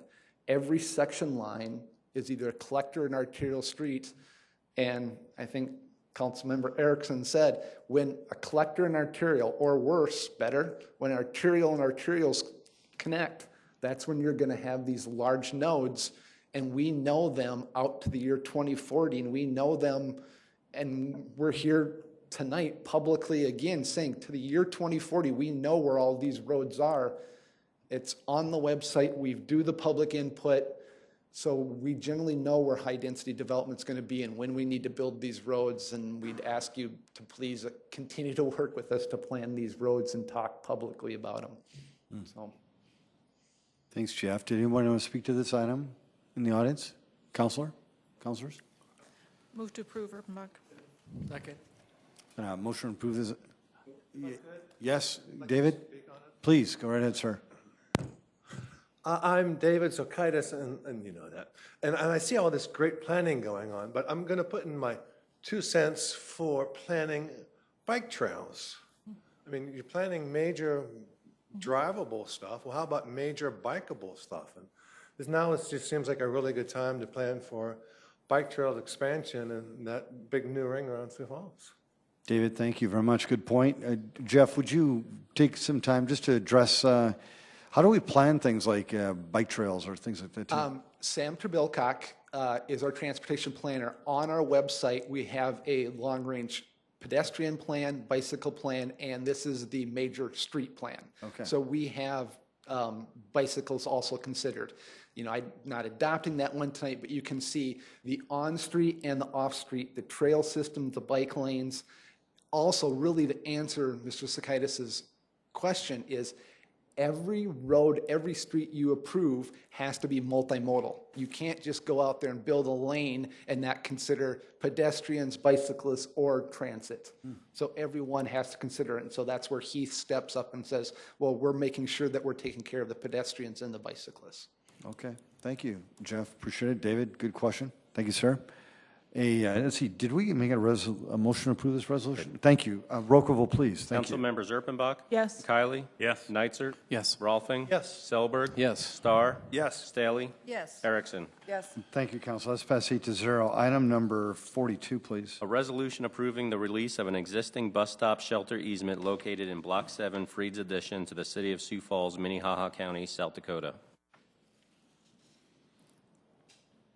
Heath, good evening, sir. Hello, Heath Hofteser, Principal Traffic Engineer for the City of Sioux Falls. What we have here is easement that the property owner is asking or requested to be released. There's no facilities located within the easement. The permanent bus stop shelter is no longer needed for the purpose of a bus stop, and the City of Sioux Falls engineering staff recommends that the permanent bus stop shelter easement as shown on Exhibit A be released on the property described above. Thanks, Heath. Did anybody want to speak to this item? Councilors? Move approval, Rolf. Second, Erpenbach. Council Chair Rolfing's made a motion to approve this resolution, second by Councilor Erpenbach. A roll call vote, please. Council members Erpenbach? Yes. Kiley? Yes. Neitzert? Yes. Rolfing? Yes. Selberg? Yes. Starr? Yes. Staley? Yes. Erickson? Yes. That is passed 8-0. Item 43. A resolution of the City of Sioux Falls approving diagonal parking on West Success Street, West Superior Street, and North Masters Avenue.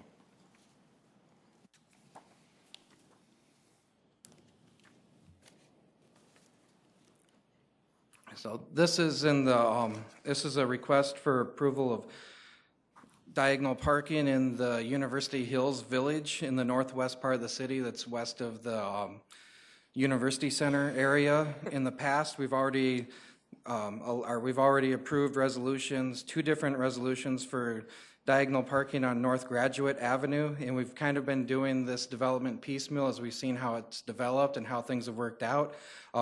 It seems to be successful. It seems to all be going well and working, so we're coming forward to City Council with the developers here also, I believe, but we're requesting to get a resolution for diagonal parking for the 3 remaining streets in the development.